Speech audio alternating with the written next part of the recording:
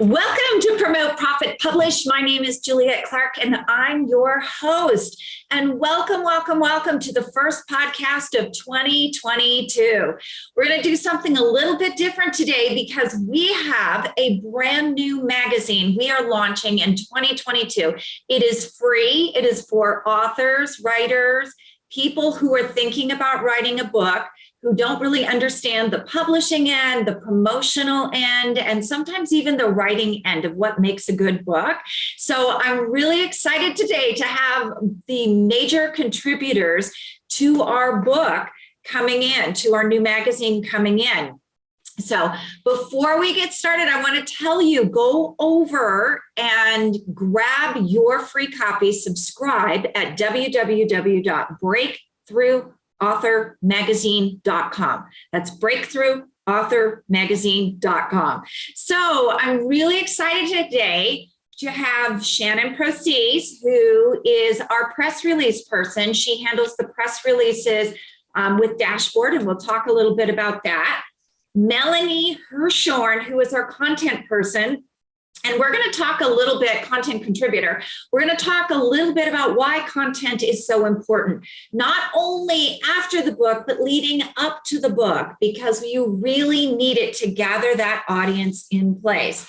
Also with us today is going to be Kristy Boyd Johnson. She is one of our writing coaches and our main editor that we send people to at Superbrand Publishing.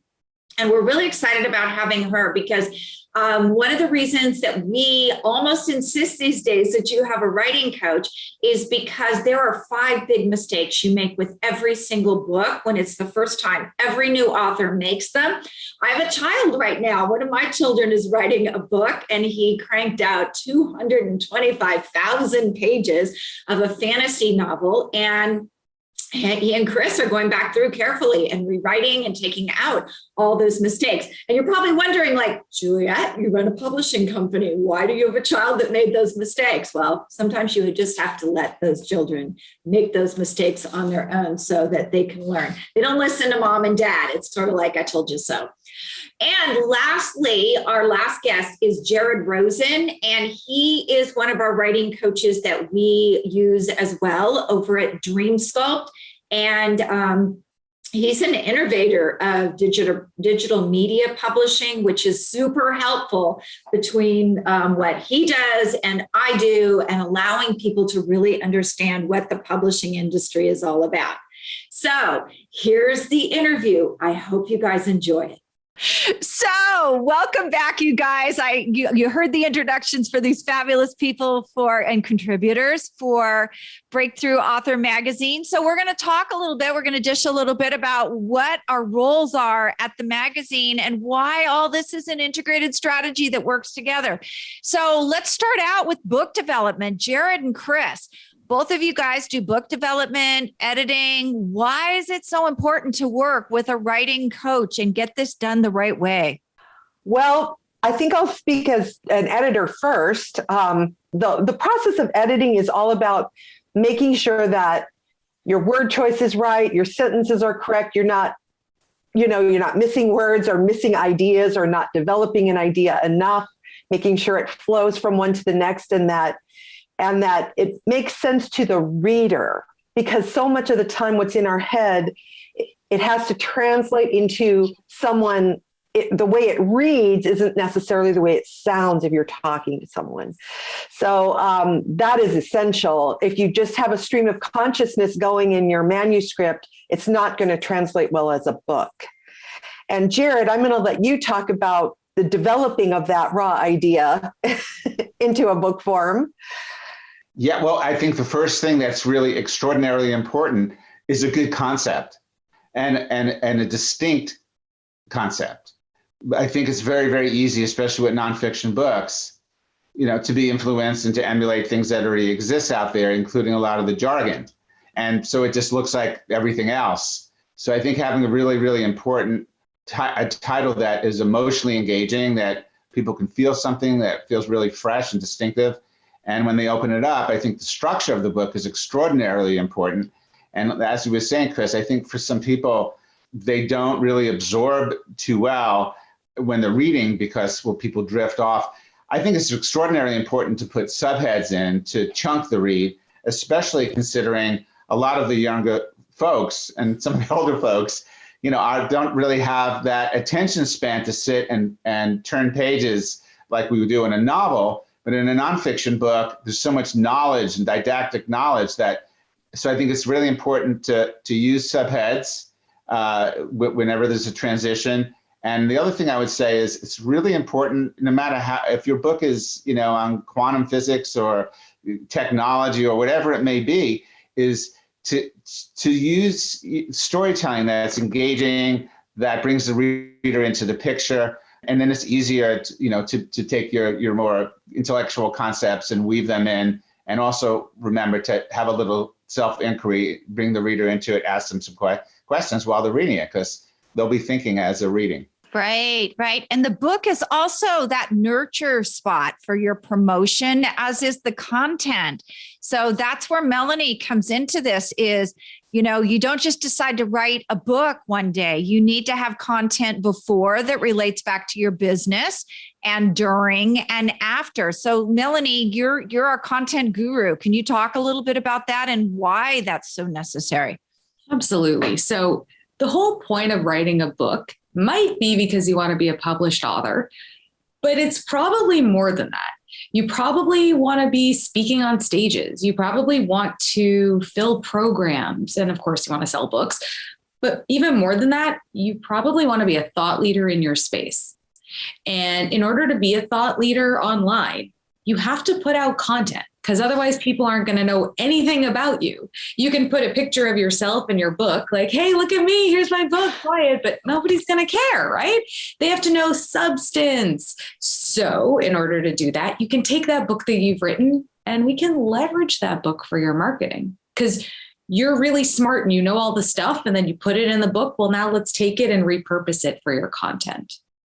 Yeah, that is really important. And for years, I've told people I can always tell when somebody hasn't done the work, the marketing, the content work, because they do this. Read my book, read my book, read my book, read my book, to the point where you almost want to delete them from whatever social media platform there are, because they've just become a pest. Like, why should you read your book? What have you put out before content-wise that makes me know, like, and trust you? Because that's what that book is. That $20 book is the gateway to your thought leadership. But even more than that, Shannon, you and I do press releases together. And one of the hardest things we have inside the press release for the thought leadership is getting people to have their own quote, right? Yes, exactly. Because we're positioning them as an expert in the press release, and that key point in having the media pick you up is having that quote from the author. So yes, that is a challenging piece. Yeah, people inside the press release, that's where we find out where all the imposter syndrome is at, because it's that opportunity. It is. I know you're laughing, Melanie, but that's where we find out they've put this book together. They put a tremendous amount of work in it. But then when they have to talk about themselves and their expertise, a lot of them get really, really shy. And that's why that press release is so important, because it's really that time for you to be able to shine on all this.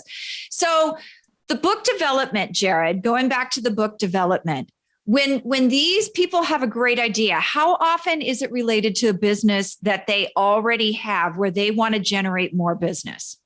Well, I think what's happened in business books in general and self-development and, nonfiction books, basically a book, I think somebody had spoken, a book and a speaking engagement and a program, the coaching program, all that seems to be, interconnected from many authors. So really, your platform, it's, if everything's digital, it's sort of like, you can slice and dice it and create all this kind of digital products. But I actually think that it's really important that the book, it's kind of stands alone with its literary merit as a literary work. And so, you hear the term like lost leader, like, you need a lost leader book, something that you give out. And sometimes it looks more like a brochure or a booklet. So I would say really to develop the book to standalone, but have that interconnectivity. So if you develop the course, distinguish between the course and the book. In many cases would be like whatever that book is, like one of the books we published that you work with, the Slinky Effect. People want to know what is that effect, So I think it's important that if you're creating a training program, that the training program would be by the author of the Slinky Effect and such, not to mirror the same content, not to take a book and turn it into like a workbook, but rather, develop a training program, online course, whatever it may be. And everything is going to be interconnected in your platform anyway. Everything will link into everything and connect to everything, So that's my thought. Yeah, that is so, so true. And even though the January issue, that's what we're talking about today, the February issue is actually about multi-platform. The multi-platform has become so important in the publishing world. And how are you going to put that out? And how are people going to consume your product? So, that's where those courses come in as well, is, when you have the audiobook, when you have the soft cover, when you have that Kindle copy, when you have them all launching at different times, then it's a big deal for you to integrate your course and your content, all of that in together. So Shannon, you wanted to talk about what? You just were messaging me.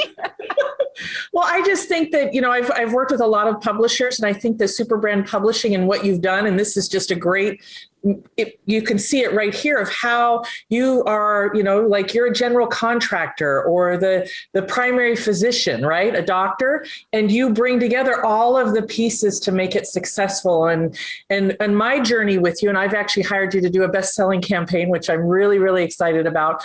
It's been so vital for the success with all of the knowledge that you have and the connection to bring in the experts to make sure that all the pieces are connected. Because if you're building a house and the plumber doesn't talk to the, where they're hooking up the water, it can be a mess. And you really are just rock solid in building a community around people so they have that support. Yeah, I really do feel like back in my early days of writing, that's what was missing for me, is I had to build my own community from scratch. But that brings me sort of to where my part is in the magazine. A lot of times people get really caught up in the contract. They have no idea what they're getting. They have no idea what they're signing. They have no idea until they don't make any money on the book what just happened. And there are a lot of factors that go into that. Do you own your own intellectual property? Are you able to create those courses, or did you just give a traditional publisher all your intellectual property rights? There are other things in there. The cost of the book. We've seen paper go up 3 times in the last year. Distribution fees just went up in the last week. So, how are you going to make a profit? Most of the time, it's not going to be from that book. It's going to be from the content. It's going to be what you put together on that. So Melanie, when should people start on this strategy? Why is this so important from start to finish, to have this planned out? Well, you can start right now, like right now. Right now, you can contact her at, no, I'm just kidding. No, just right now. No, seriously. Once you start planning out what your book is going to be about, I think is just enough the right time to start, because ultimately you want to build upon it. You want to create the book that's kind of like your calling card, if that's what your goal is. And it's, I'm an XYZ and I wrote the book on it, for example. So if you want to really create not just excitement around your book, but around your brand as a whole, and I don't see those two as very different. I really don't. When I work with clients, we're talking about your brand as a whole and how your book fits into it beautifully. It's not two separate things. It's just like you're a mom and a business owner. You're still the same person. So that's how I kind of approach it. So that all that to say that the minute you kind of know what your messaging is, just start putting it out there. You don't necessarily have to say, I wrote a book, I'm so exciting. No, not like that. But what is your message? What's your mission? Why do you do what you do? Why are you writing a book? That kind of content is great to just start with. Right. But I want to dig deeper into that, because you can't just have the book as content. Are you putting out a podcast? Are you putting out a blog? What do you have that is regularly consumable by your audience so they get to know you? I hate that word. No, I hate the no, like, and trust thing. Yeah, I know, like, you've already said it once. Yeah, like everybody says it. But what is that thing that makes you the trusted advisor? Because let's face it, there are hundreds of media magic people. There are hundreds of book development people and editors and content people and publishers. What is it about you that you communicate through your content that makes people want to use you? Right. And I would say that's why we have to start with your mission, because your mission is going to be based upon what you want to bring to this world through your unique lens of experience and all the things that make you you, right? So you want to start there. And whether you have a podcast, which is great, I have one, I love having a podcast, but maybe it's you are just really good about being on LinkedIn. And maybe you send emails. I'm a big fan of email marketing. So wherever it is, but you have to start somewhere. And what I see a lot is that people just start, throwing that proverbial spaghetti at the wall. They're like, oh, I posted on Instagram. And then I shut down my phone and I put it away. Well, that's great, but that's not really going to do much for you. What did you say? Did it actually resonate with anybody? And then there's that whole engagement piece of actually having a conversation with people to make them interested in what it is that you offer. Right. I always see people out there with their hit and run strategy. Okay, I posted. Like, okay, you have to talk to these people. You have to engage. So I want to move a little bit. We've developed the book and we're moving over. We've got our content out there.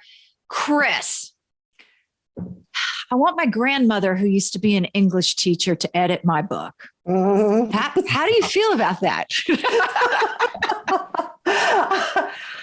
That's a scary, scary thought. You can always tell when someone has not used a professional editor in their book. You can always tell. I do a lot of fiction. I think Jared does more nonfiction in development. Yes. Yeah. And I also develop fiction and dialogue. When people are talking to each other, your 12th grade English teacher or your grandmother who was an English teacher is going to write, with whom were you speaking? And unless you're talking about an era where people actually spoke that way, it's not going to sound right. It's just not going to sound right. So, and a good editor will know how to work all the elements, especially if you're dealing with fiction and there is dialogue in it, together so that it's working. The plot is working, the structure is working, the dialogue is working, the characters are coming to life on the page. And in the case of nonfiction, there's a flow to it that you're not rambling on and getting off on a tangent over here, whether or not it's grammatically correct. And that you're forgetting to put in this piece here that doesn't answer the question why. It has to all come together. That's a good editor pulls it together so that when someone starts reading the book, they get engaged and they get interested and it flows from one thing to the next. And they keep reading and don't go, oh, this is stupid, and toss it away and go on to the next book, because there are millions of them out there.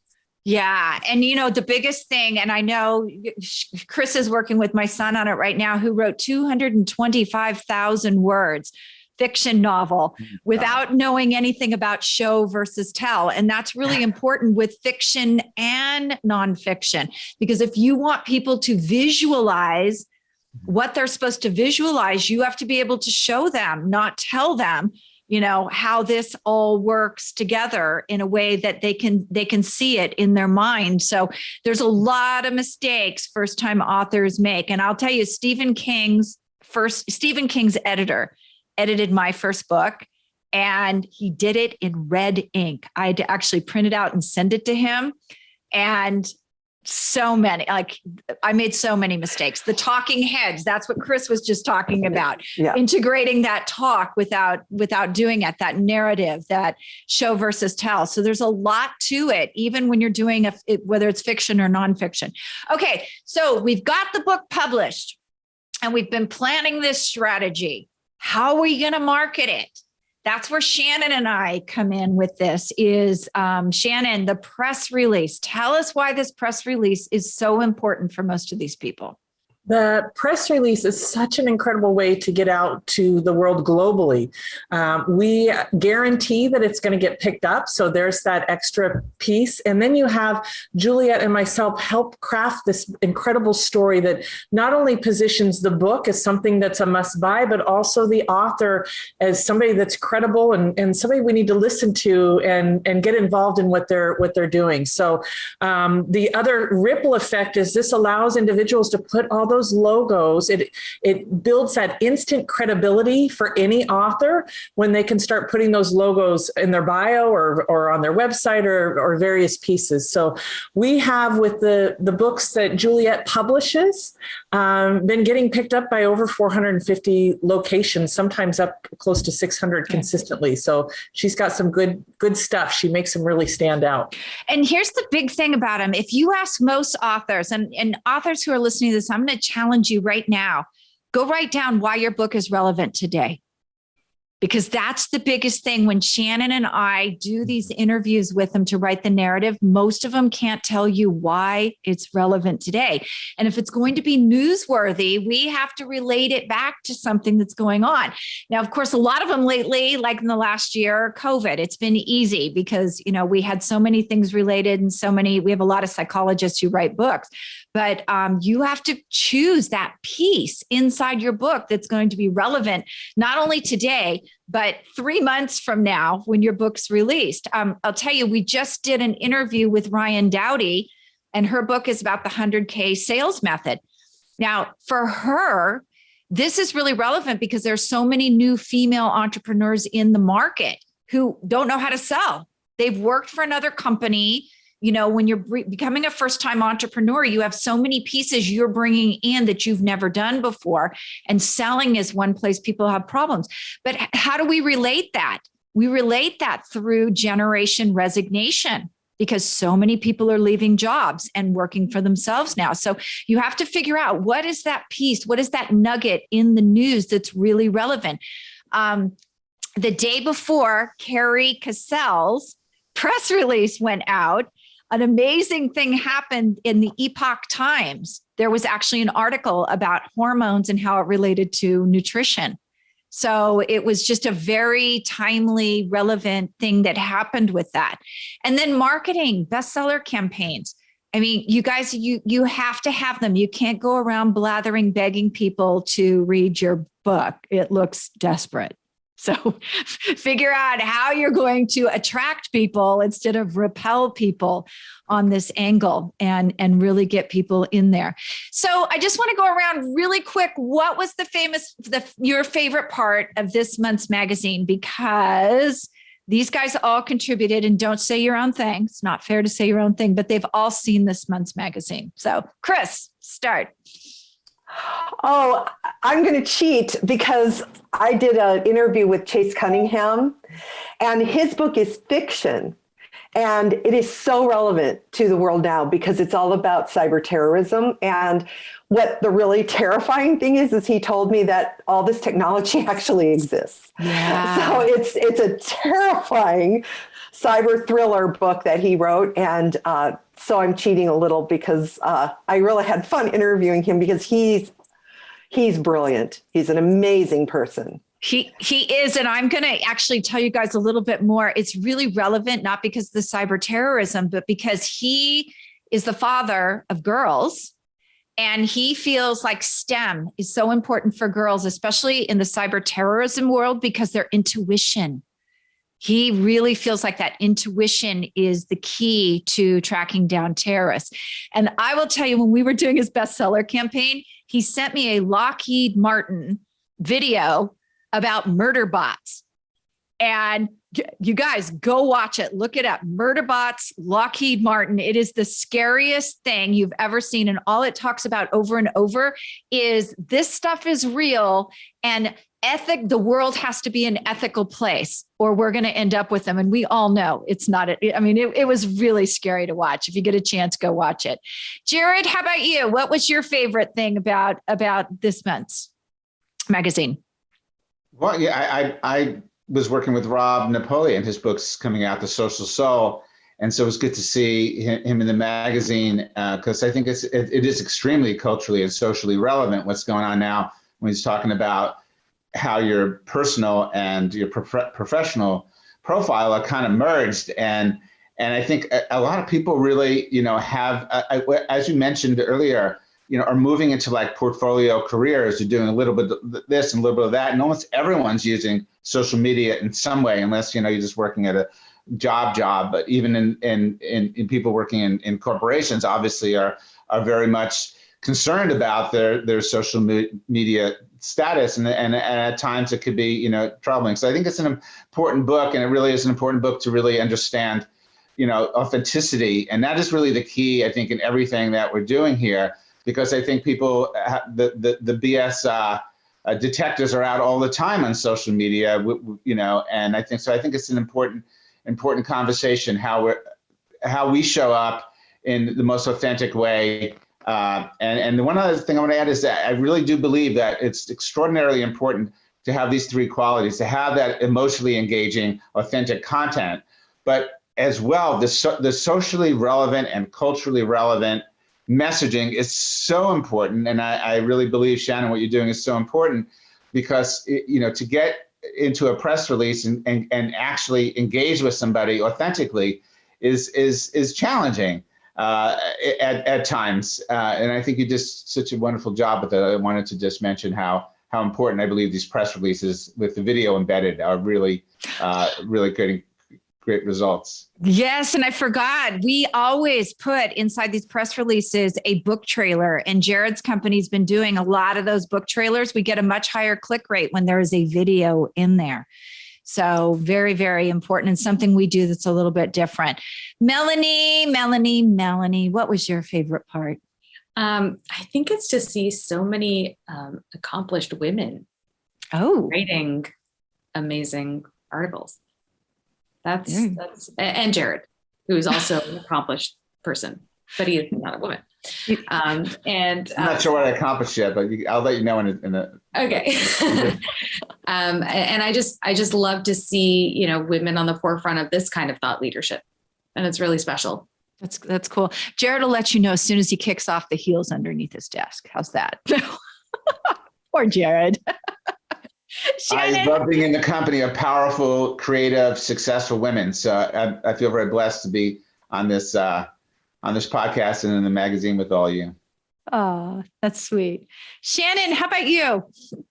Well, much like everything that you do, Juliet, I love that it's really holistic. I love that you get to hear interviews from the author to experts actually sharing tools that can help somebody on the journey. The layout and the look is just beautiful. I mean, and I love all the hyperlinks so people can go deeper and learn more and really get to connect with the author. So beyond what's here on paper, you can actually really dive deep on various things that individuals are doing.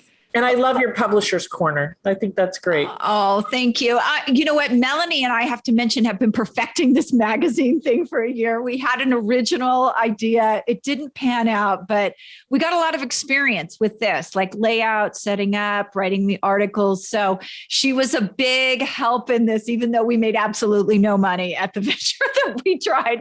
We put out money, but we didn't.